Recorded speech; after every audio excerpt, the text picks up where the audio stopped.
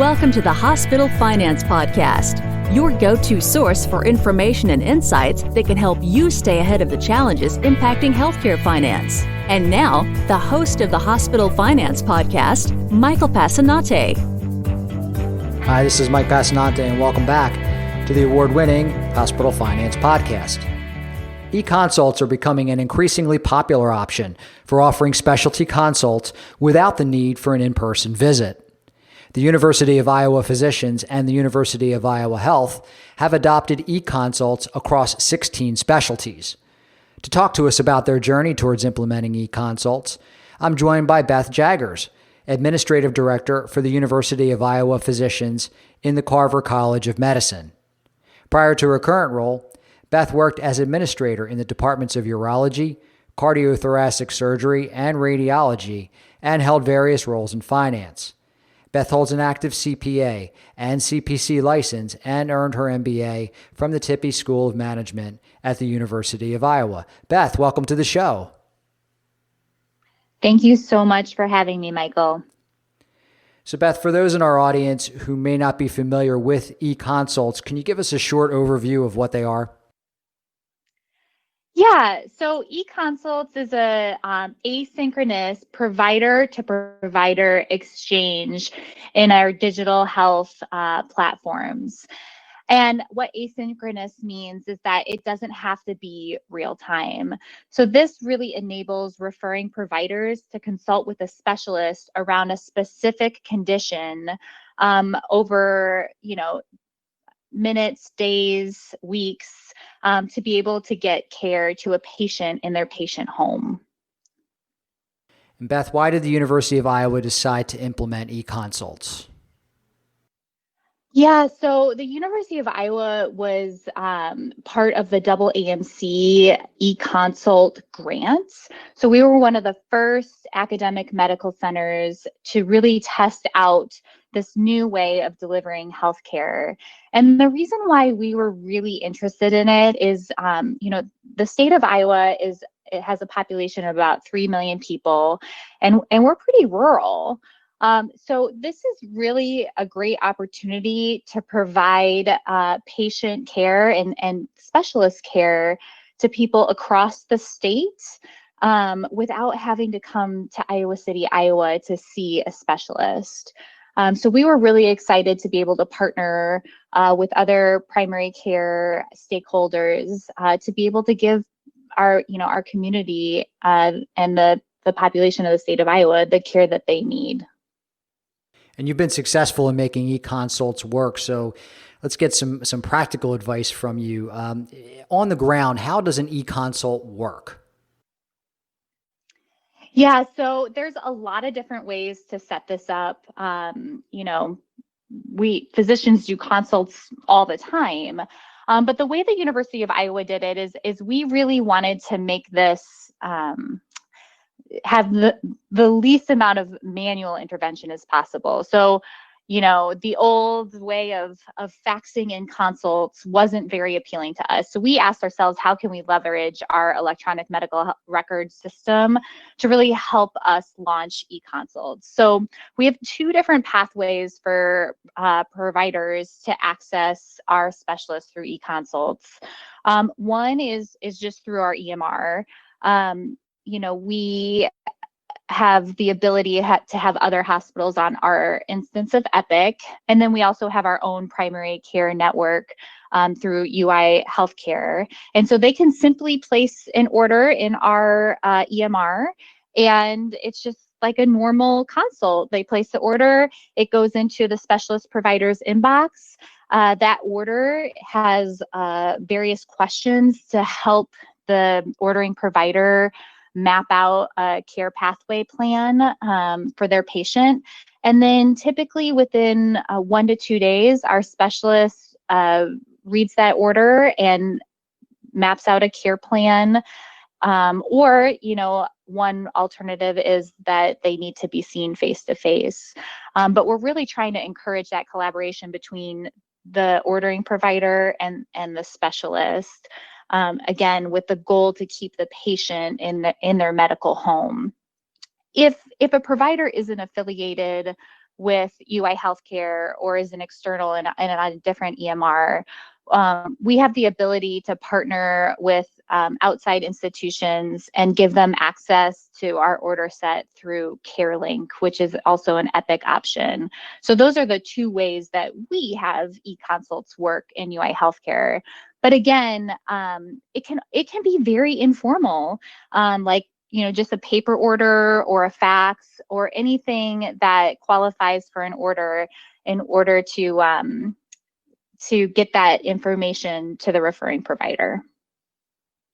Beth, how do providers get reimbursed for eConsults?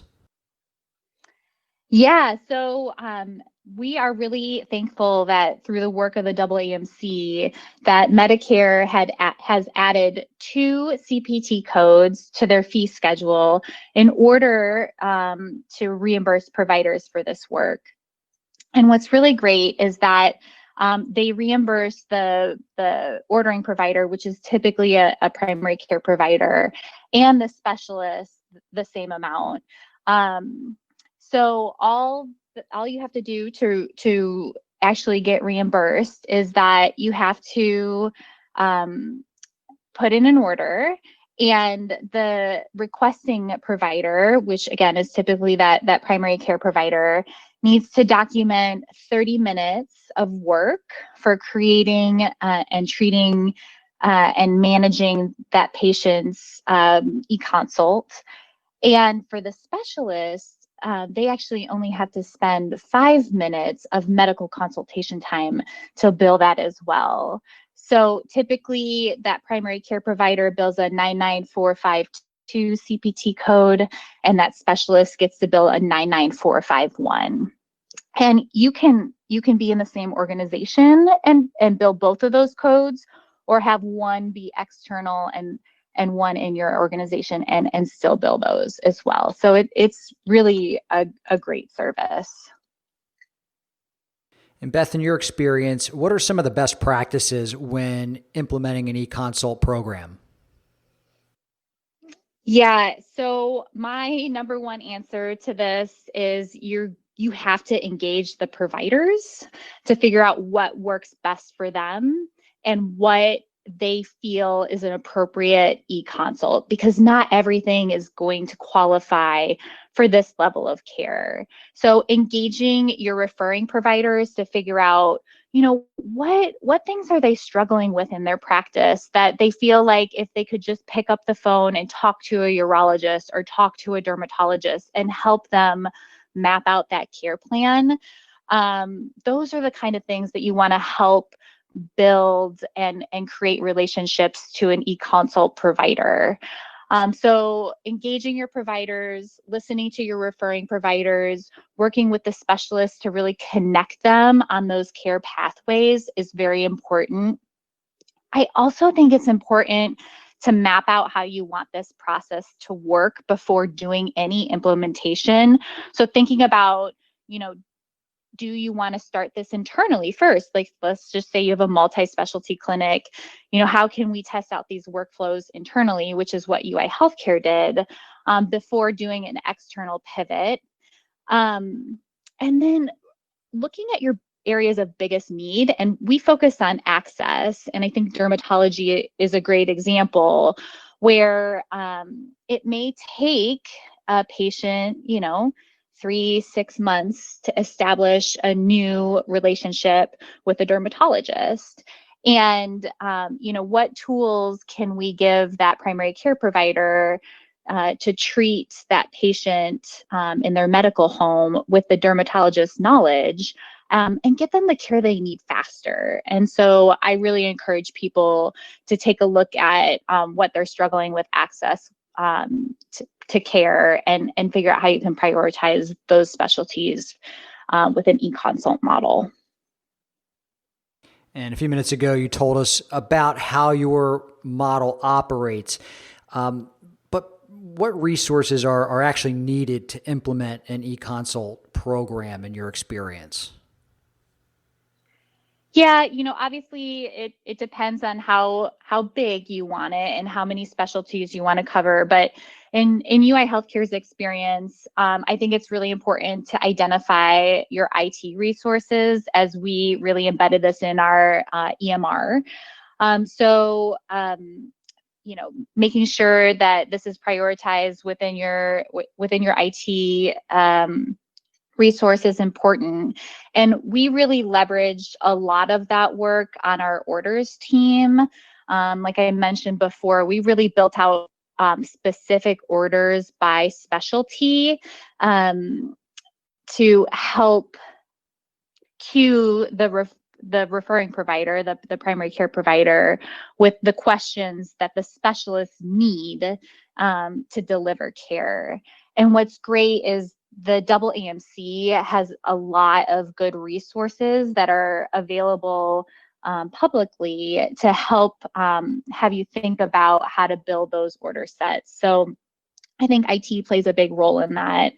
And then I do think that it takes a lot of time to start a new program. So what was really successful for us is that we had a project manager that this was their entire role. And so they were able to spend a lot of time, establishing those relationships between the referring provider and the specialist, and listening to the needs, and really making sure that this was top of mind for everyone to move forward, because there's a lot of moving parts with establishing a program like this.